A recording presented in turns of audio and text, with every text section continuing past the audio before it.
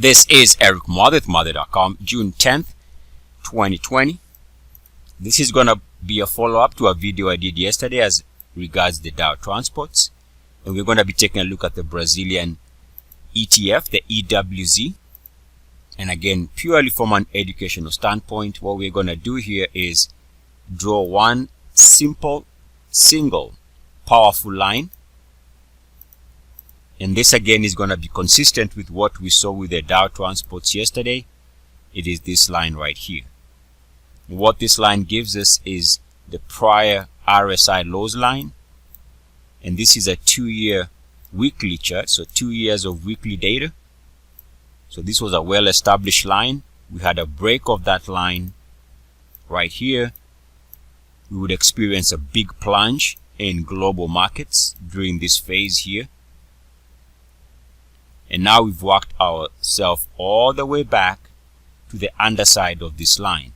So what this means is that if we end up seeing resistance here on a week-to-week basis, then that suggests that the next major trend is going to be down as far as price is concerned. And it also happens to be around that RSI 50 level.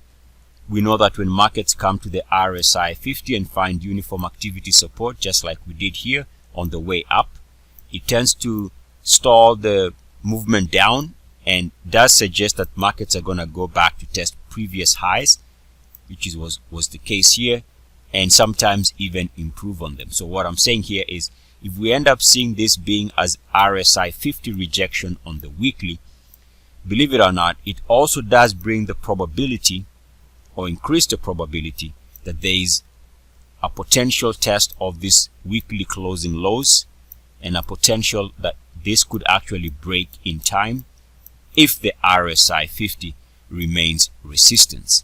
But the key for this video is the single RSI line, which is the backtest line that is right here.